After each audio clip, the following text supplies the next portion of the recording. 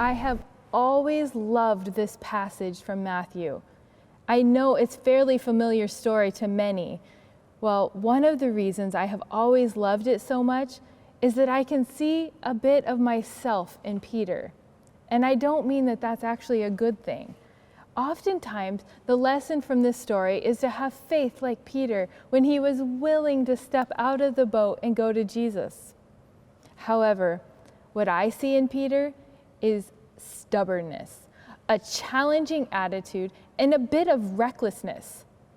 Well, as a child, youth, and even as an adult, I see some of all of those qualities in myself. If someone told me no, I said yes. If someone said I couldn't, I set out to prove that I could. If something made me a bit nervous or scared, I had just enough stubbornness in me that I wanted to prove to myself and to everyone that I could overcome it. Well, I see a lot of that in Peter, and I'm not so sure it's good for him or for me. So let's go back to that night.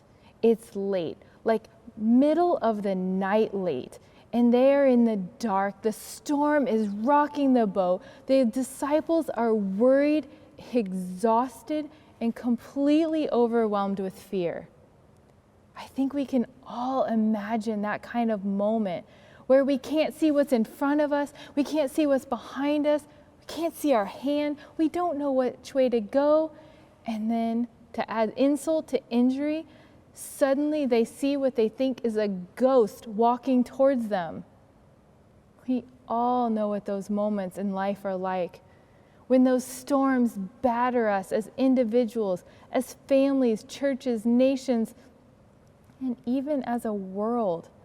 From cancer and divorce, famine, war, racism, and even a pandemic. Life gets blown completely off course. Plans and dreams are derailed or wrecked altogether. And it is in those moments we don't know what to do, where to turn, or how to get to the other side in one piece. Then there's Peter. Regardless of his fear and anxiousness of what is happening, his stubborn side emerges, and he almost dares Jesus. Lord, if it is you, command me to come to you on the water. Well, Jesus obliges, and it doesn't go so well. Because for Peter, fear takes over, or doubt creeps back in, and suddenly Peter begins to sink. Well, whatever it was that compelled him to do that, the line that comes next is what gets me every time. It's when Jesus says, after he helps Peter and they get back into the boat, "You of little faith, why did you doubt?" There's something about that line, that question, that makes me flinch. Maybe it's because often it can be used to make quick or cliched answers and assumptions, to make it too easy. You just need to have faith. Or if you just had a little more faith. Or if my faith was stronger, then blank would or wouldn't happen. But the problem is that kind of faith is dangerous. It says that we can somehow surpass the laws of nature or overcome real life. This kind of simple answer can also lead to denying medical care or dismissing real pain and suffering. That is not the kind of faith that God is asking of us. That kind of faith doesn't carry us to the other side of life's storms, because eventually we will sink just like Peter. Because regardless of the amount of faith we have, disease happens, accidents happen, relationships falter, and the seas get stormy. I get it though. I am more like Peter than I would really like to admit. I'm stubborn, I doubt, I challenge, I want proof of the things that I can't see or touch. I want to escape the hard stuff and pretend it doesn't exist or affect me. I imagine I'm not the only one either. I'm sure some of you can relate to that feeling.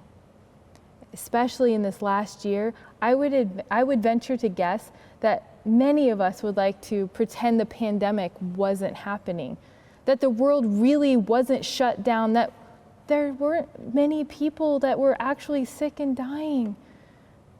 We would have liked to escape this crazy chaos and just pretend it wasn't happening. So maybe faith is more than Peter's challenge or need to seek proof. Maybe it's about staying in the boat. I mean, Jesus asked them to row to the other side. Jesus asked them to go ahead of him. I will give it to the disciples. They could have easily turned back and disobeyed what he asked, but they kept at it, even in the midst of the storm. But if they had turned around, they would have missed so much. They would have missed out on knowing that Jesus was there for them in the darkest of moments. If this last year has taught us anything, then we know how dark it can really get.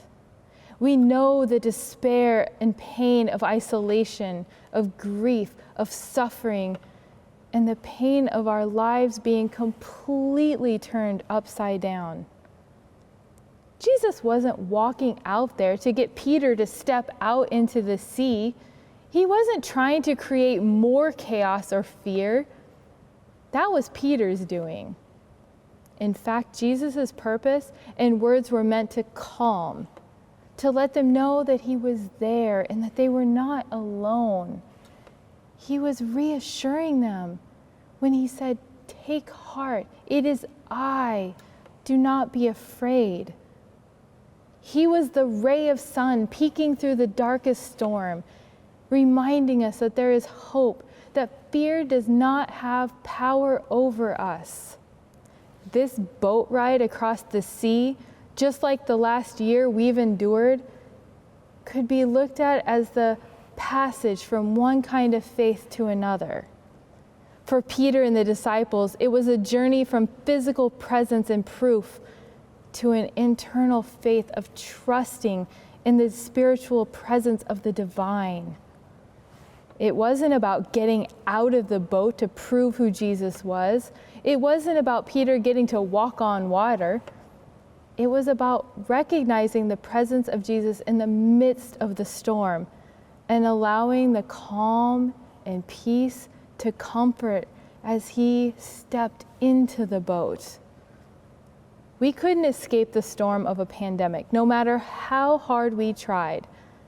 So hopefully we too have come to almost the other side of all of this changed.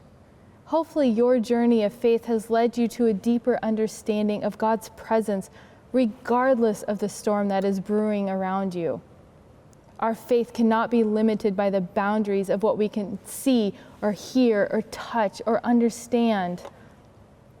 A faith that is a stay in the boat kind of faith happens in the dark hours of the night, in the midst of the most difficult storms, when we have to choose to keep rowing and know that we are not alone. This kind of faith allows God to shape us and remind us that it is the power of the divine that we find courage and hope, that we will always overcome the darkness. Peter walking on water for about a half a minute wasn't the miracle of this story. The miracle is knowing, believing, and trusting that Jesus is stronger than any storm we will ever face.